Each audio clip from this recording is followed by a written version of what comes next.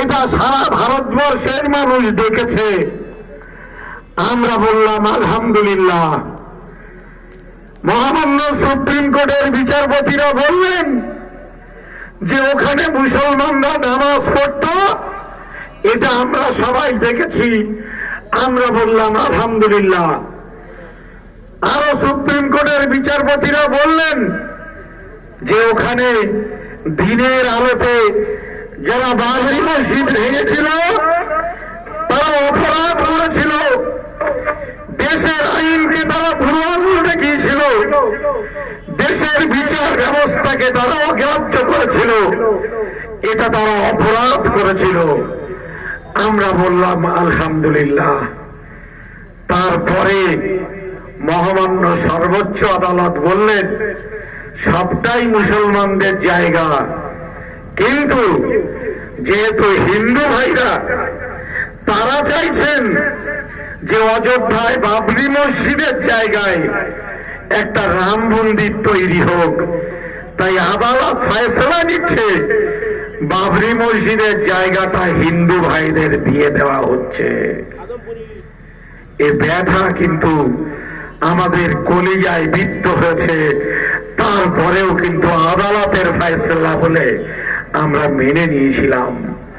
আজকে আদালতের যে অবজারভেশন, আমরা দেশ জুড়ে অল ইন্ডিয়া মুসলিম পার্সোনাল ল বোর্ডের পক্ষ থেকে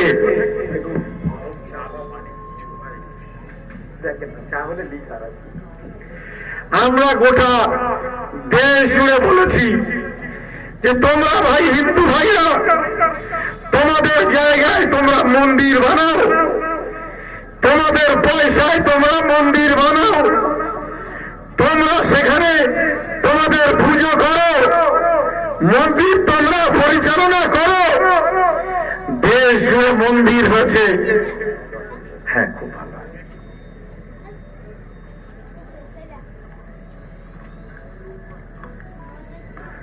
দেশ জুড়ে মন্দির হয়েছে, হিন্দু ভাইরা সেই মন্দির পরিচালনা করছেন। মুসলমানরা কখনো বলেনি যে ওই মন্দিরে আমাদেরকে সদস্য বানাতে হবে। তাহলে মসজিদ মুসলমানদের জায়গায়, মসজিদ মুসলমানদের অর্থে, মসজিদ মুসলমানদের নামাজের জন্য মসজিদ মুসলমানরা পরিচালনা করবে, তাহলে হিন্দু ভাইদের সেখানে কেন মসজিদের কমিটিতে সদস্য বানাতে হবে? এ দিয়ে কি দেশের কোন মঙ্গল বা কল্যাণ নিহিত হচ্ছে? এটা কিন্তু কেউ বলতে পারবেন না।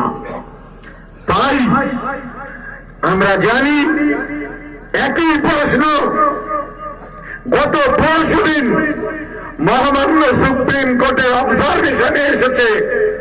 তারা হিন্দু ভাইদের এবং কেন্দ্রীয় সরকারের যিনি আইনজীবী তাদেরকে জিজ্ঞাসা করেছেন, মুসলমানরা যদি মসজিদ কমিটিতে হিন্দু ভাইদের সদস্য বানায়, তাহলে আপনাদের মন্দিরগুলোতে কি মুসলমানদের সদস্য বানাবেন?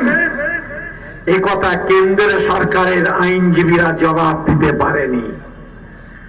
আমরা জানি অবজারভেশন ঠিক আছে, সুপ্রিম কোর্টের দৃষ্টিভঙ্গি ঠিক আছে, কিন্তু সেদিনের অবজারভেশনের পরেও কিন্তু চূড়ান্ত সিদ্ধান্ত আমাদের ব্যথা দিয়েছিল। তাই আমরা বলতে চাই, একদিকে যেমন বিচার ব্যবস্থা নিয়ে আমাদের প্রক্রিয়া সুপ্রিম কোর্টে চলবে, ঠিক তার পাশাপাশি আমরা একইভাবে আন্দোলনের পথে গিয়ে দেশের মানুষকে বোঝাবো যে দেখো মোদী সরকার যে বেকার যুবকদের চাকরি দিতে পারে না, যে প্রতিশ্রুতি দেওয়ার পরেও 15 লক্ষ টাকা করে দেশের একটা মানুষকে দিতে পারেনি, সে এখন বলছে মুসলমানদের ধর্মীয় সম্পদ গুলো কেড়ে নিয়ে সে দেশের আদানি আর আম্বানিদের কাছে বিক্রি করতে চায়।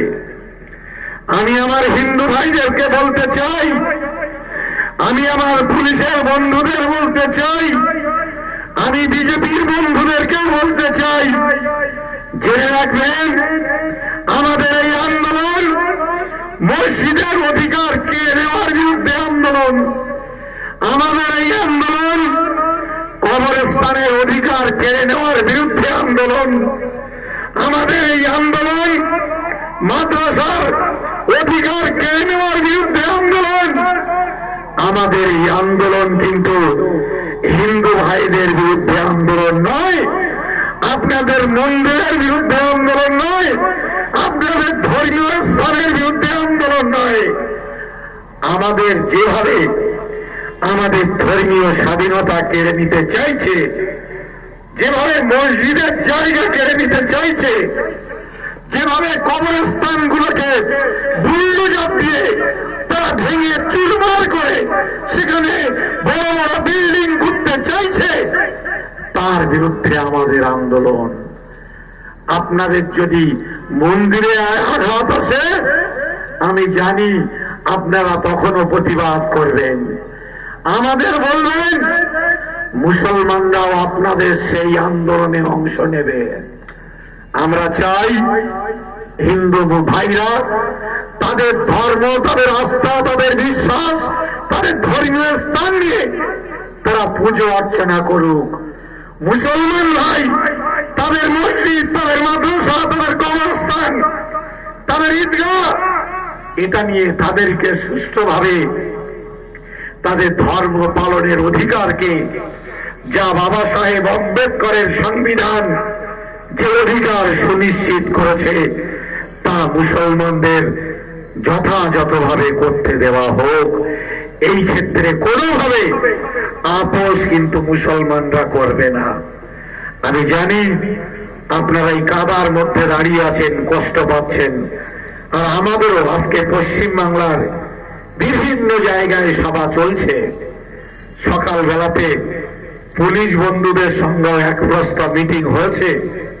তারা আশঙ্কা করছেন যে এত মানুষ যদি ব্রিগেডে যায়, তাহলে সেদিন রাস্তাতে এত গাড়ি কিভাবে যাবে। আমি আপনাদের কাছে অনুরোধ করে যাব, আপনারা যাবেন আগামী 26শে এপ্রিল আমাদের সমাবেশ ব্রিগেড, সেটা যাতে সুশৃঙ্খল ভাবে সম্পন্ন হয় তা দেখার দায়িত্ব আপনাদের। আপনারা যাবেন রাস্তা দিয়ে, রাস্তায় যাতে সুষ্ঠুভাবে যেতে পারেন সেটাও কিন্তু আপনাকে আমাদেরকে সুনিশ্চিত করতে হবে। আমি জানি অনেকেই আছেন রাস্তা ধারে বসে আপনাদের প্ররোচনা দেওয়ার চেষ্টা করবে, তাদের নিজস্ব ধর্মের স্লোগান রাজনৈতিক স্বার্থে দেওয়ার চেষ্টা করবে। অনুগ্রহ করে 26শে এপ্রিল আপনারা কোন রকম প্ররোচনায় পা দেবেন না। কেন না, শান্তিপূর্ণ আন্দোলন, শান্তিপূর্ণ প্রচেষ্টা, শান্তিপূর্ণ শান্তির পক্ষে সুনাগরিক হওয়ার দায়িত্ব আমাদের সকলের। আমাদের অল ইন্ডিয়া মুসলিম পার্সোনাল ল বোর্ডের সর্বভারতীয় প্রেসিডেন্ট মাওলানা খালিদ সাইফুল্লাহ রহমানী সাহেব হায়দ্রাবাদ থেকে পরশুদিন তিনি এসেছিলেন। তিনি বলেছেন যে আপনারা কেবলমাত্র জাতীয় পতাকা নিয়েই যাবেন, অন্য পতাকা নিয়ে যাওয়ার দরকার নেই। আপনারা রাস্তাতে স্লোগান দেওয়ার দরকার নেই, আপনারা ব্রিগেডে পৌঁছে তখন স্লোগান দেবেন। ভাই আমার, গদি মিডিয়া আছে, আপনার এই মিটিং এর খবর দেখানো হবে না, আপনার মিটিং এর সংবাদ এই সমস্ত পেপার গুলোতেও কিন্তু ছাপা হবে না। কিন্তু আপনি যদি একটা পাথর নিয়ে আমার ভাই একটা পুলিশ বন্ধুর কপালে ছোড়েন, সেটা কিন্তু অপরাধ হবে, আমি বলছি। আর সেইটাই গোটা দেশ জুড়ে তারা ঘেউ ঘেউ করতে শুরু করে দেবে। ফলে ওই যারা পুলিশ, ওরা কিন্তু আমাদের মতন মানুষ। অনেক পুলিশ আছে যারা এই কামরুজ্জামানের ছাত্র, অনেক আর্মি আছে যারা আমার ছাত্র, অনেক রাজ্য পুলিশ আছে যারা আমার ছাত্র। ফলে আপনারা একটা পুলিশকেও কিন্তু কোনোভাবে কটু কথাও বলবেন না। এটা আমাদের দায়িত্ব, আমাদের কর্তব্য। ওরা আপনাকে আমাকে উত্তপ্ত করতে পারে। প্রশাসনের যদি নির্দেশ আছে উপর জায়গা থেকে যে এই আমডাঙ্গায় সমাবেশ করতে দেওয়া যাবে না, সাধনপুর স্কুল মাঠে সমাবেশ করতে দেওয়া যাবে না, তখন এই বেচারাদের আপনাদের হাতে পায়ে পড়া ছাড়া কোনো উপায় থাকে না। তাই আমি আপনাদেরকে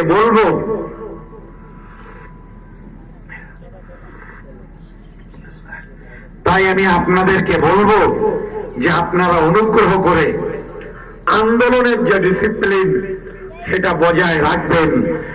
আমাদের আন্দোলন দিল্লি পর্যন্ত যাবে। বিভিন্ন জায়গায় যে সমাবেশগুলো হচ্ছে, আমি বলেছি লড়াই আমাদের কোয়ার্টার ফাইনালের লড়াই। কালকে বর্ধমানে দাঁড়িয়ে বলেছি, আগে কোচবিহারে দাঁড়িয়ে বলেছি, আমাদের এই প্রচেষ্টায় লড়াই এটা কিন্তু কোয়ার্টার ফাইনাল। সেমিফাইনাল লড়াই হবে 26শে এপ্রিল ব্রিগেডে দাঁড়িয়ে, এবং ফাইনাল লড়াই ওই 56 ইঞ্চির কথা যারা বলে আর চীনের বর্ডারে গিয়ে যাদের বুক কেন জিভ সব শুকিয়ে যায়, সেই নরেন্দ্র মোদীদের পার্লামেন্টের সামনে দাঁড়িয়ে যেদিন লড়াই হবে, সেদিন কিন্তু আমার আপনার ফাইনাল লড়াই। পারবেন সেই লড়াইতে ইনশাল্লাহ যোগদান করতে? অনেকেই বলছিলেন আমরা পেটে পাথর বেঁধে যাব, কোমরে দড়ি বেঁধে যাব। আমি বলছি পেটে পাথর বেঁধে চলুন, কোমরে দড়ি বেঁধে চলুন, হাতে তিরঙ্গা পতাকা নিয়ে চলুন। দিল্লিতে যেদিন যাব সেদিন কাফনের কাপড়টাও কিন্তু মাথায় বেঁধে চলবেন।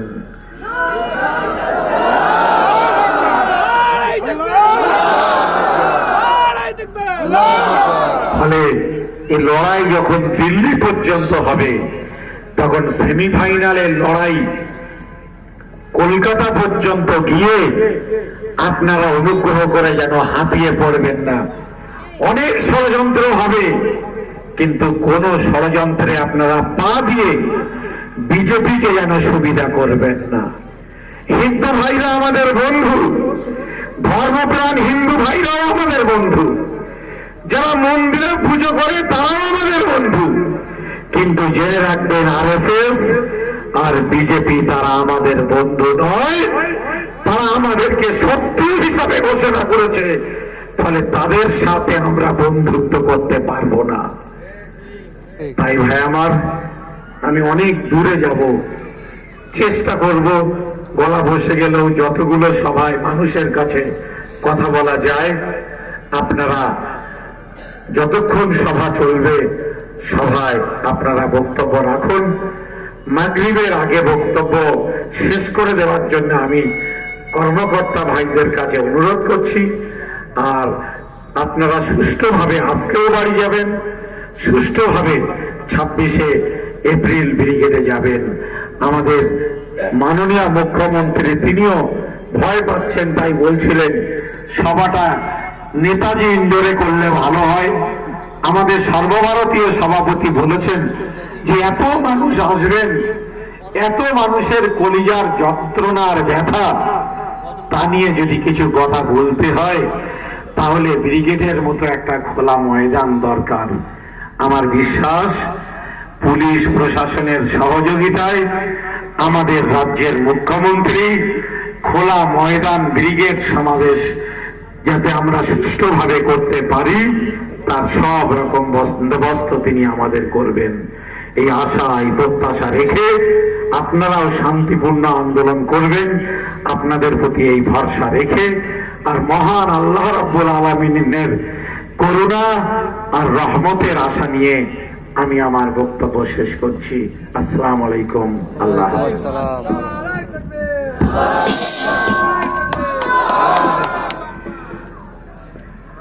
অবিলম্বে ওয়াকফ বিল প্রত্যাহার করতে হবে।